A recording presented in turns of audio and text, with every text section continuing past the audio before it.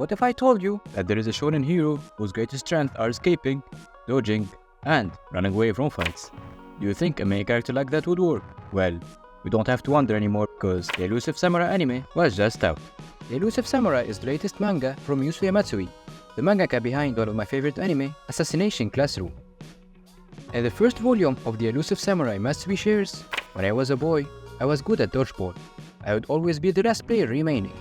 So, I felt like a hero." After reading this quote, everything makes sense. Yusuke Matsui is fascinated by this feeling and wants to recreate it in all of his main characters. When I remember Assassination Classroom main character, Koro-sensei, despite being one of the strongest creatures in that manga, he prefers using his overpowered speed and not rely on brute strength.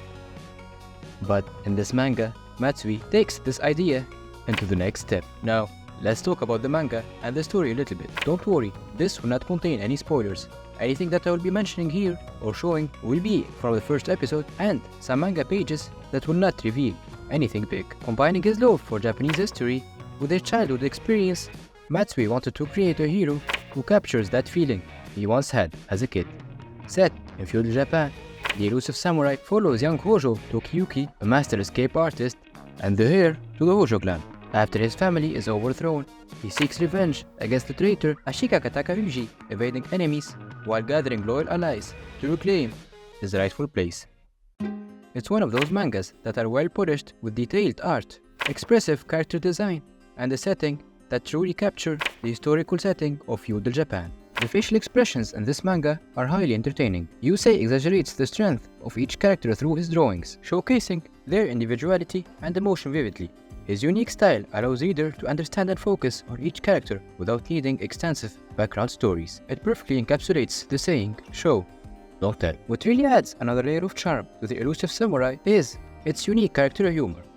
In particular, one of the main characters, Suwa Yorishige, has the ability to see the future, so he can mention some things about our world and compare it to the oddities of medieval Japan. For example, there was a scene where some characters were shooting dogs for a competition, and Yorishige panicked, mentioning in a funny and witty way that these actions are not tolerable in the future because of the concern for animal rights.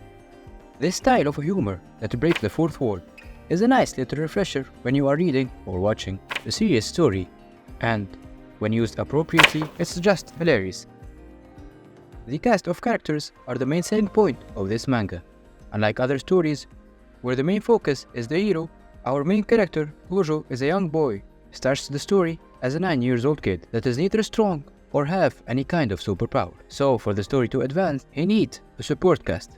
And for the story to succeed, the support cast needs to be unique, interesting, and useful. Without spoiling much, Hojo's allies are distinct. Each have a role to fulfill. You have the strategist, the ninja, the warrior, the swordsman, and the manager. Think of his story as an adventure of Dungeons & Dragons, but in feudal Japan, or a Pokemon game where each battle Hojo chooses the right allies with the appropriate set of skills that are needed for the job. Now, let's talk about the anime. I think the anime will cover around 4 volumes of the manga, and perhaps even more. It will have 16 episodes. By the end of season 1, we should meet all of the main characters of the series. Although, one small thing I'm quite skeptical about is the animation style.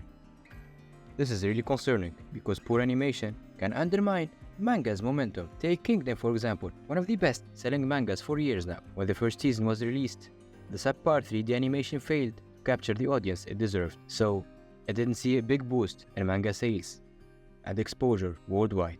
But on the flip side, we saw the exact opposite happen with Demon Slayer Yaiba, where high-quality animation significantly boosted its popularity. After watching the trailer and the first episode, and as you are seeing right now, the color contrast looks a bit off. Also, the 3D animated movement and frames does not look great with some static 2D backgrounds. But that's an issue with most anime that have speedy movements that require 3D animations. I have high hopes that these issues either will improve in the next episodes or maybe they will be the unique animation style for this series.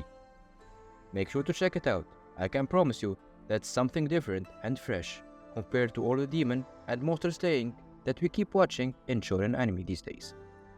Thank you for watching, make sure to subscribe and, as always, see you soon. Bye.